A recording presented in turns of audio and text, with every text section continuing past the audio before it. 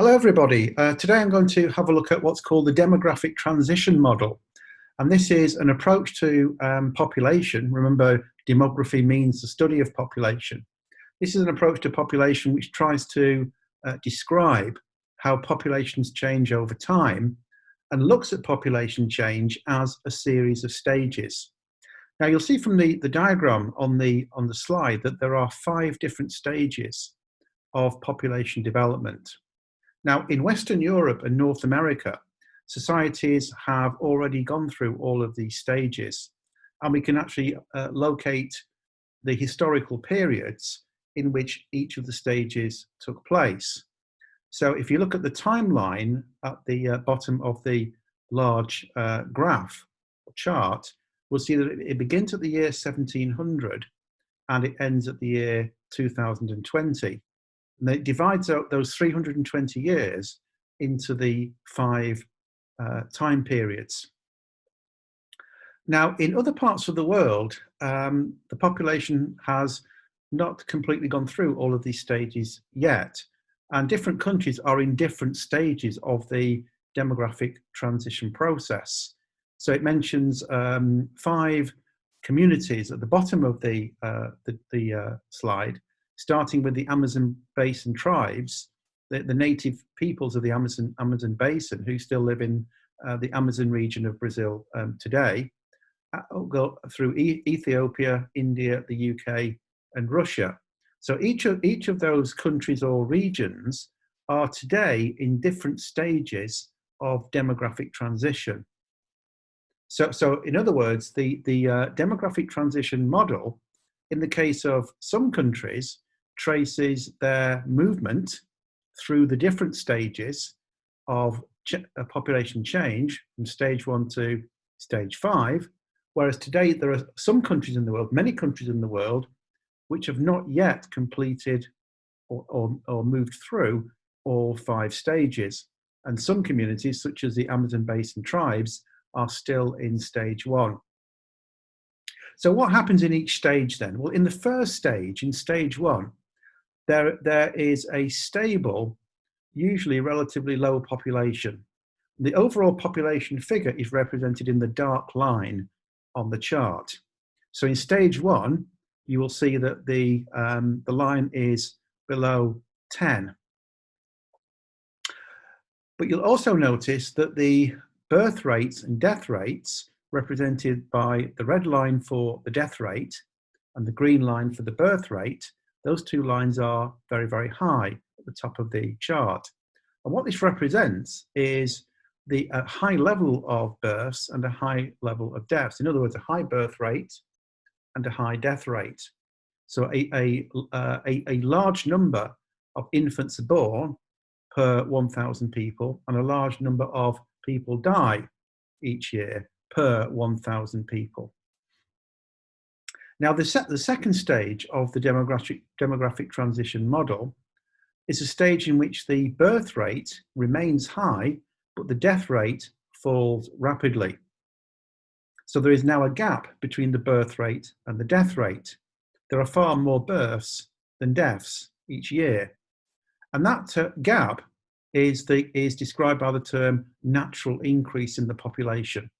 So where more people are born than die, there is a natural increase in the population. And therefore, the overall population size increases. So the line at the bottom of the chart is rising as the death rate is falling. Now, in the third stage, the birth rate falls as well. So the birth rate starts to fall closer to the level of the death rate, and therefore the rate of increase in the population, the natural increase in the population, gets slower. So by the time we get to the 4th stage, death rates and birth rates are quite low. And as long as the birth rate is higher than the death rate, the population will increase slightly.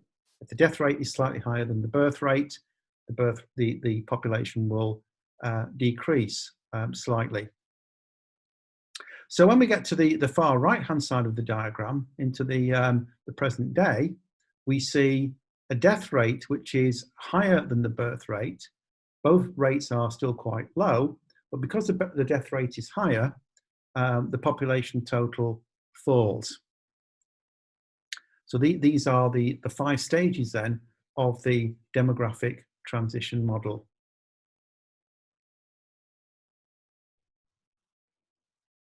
How can we explain the changes in population? Well, stage one societies are societies which are in a low level of development. They are usually rural societies. People live in the countryside. The main part of the economy is farming. They have relatively low incomes. There is a lack of medicines. There is a lack of healthcare. There is a lack of public health. And that is why the death rate is high. Now, because the death rate is high, particularly the death rate among mothers and young children, families tend to be large. People have lots of children in the hope that some of the children will survive into adulthood and look after the parents or replace the parents in the population. Now, stage 2 historically has occurred when societies have become industrialized and they have become more urbanized. In other words, people have moved to live in cities. And cities, although cities of the industrial age, particularly in the 19th century in Europe, are often seen as terrible places with very poor working conditions, long working hours, child labour, poor housing, poor sanitation, and poor public health and medicine. Conditions in the cities were actually better than the conditions in the countryside. And therefore, the death rate actually fell. However, people had not yet got used to the idea of longer life expectancy, and so the birth rate continued for a while to be very high. And this is why we have this natural rate of increase in this second stage, because the birth rate remains high, but the death rate is falling.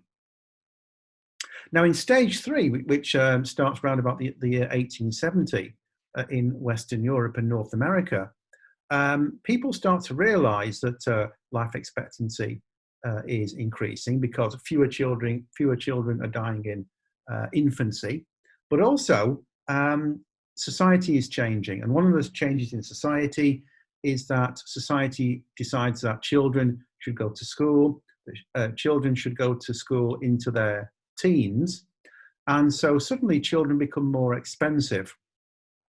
I mean, in stage 2, in the industrial cities, and indeed in stage 1, children from a young age could be sent to work. They could earn wages for the family.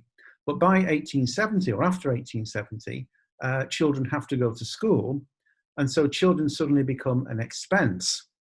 And people can't afford to have so many children. And therefore, the birth rate drops. And as the birth rate drops, as we saw earlier, the rate of population reduces. Now, into stage 4, the number of young people in the population is falling in relation to the population as a whole, and the number of older people in the population is increasing because the death rate has fallen and life expectancy has increased. So if you look at the UK population pyramid, we get more of a square-shaped, a square-shaped distribution of the population. And then finally, in stage 5, as I said in the first video on Russia's population pyramid, societies end up in a situation where the birth rate is so low that it's actually lower than the death rate. And so there is a beginning of a natural decline or natural decrease in the population. Yeah, because the death rate, although still very low, is now higher than the birth rate, which is even lower. And so there is a natural decrease in the population, and the population overall becomes smaller. And this is why when we look at Russia's population pyramid, the number of young people is lower than the number of people in middle age, because in the last 20 years, the birth rate has steadily declined in Russia. Okay, I hope that gives you some idea then about how to understand and interpret the demographic transition model. In the next video, I'm going to have a look at 3 different regions of Russia, look at the differences between their population pyramids, and try to explain why these differences exist. Thank you.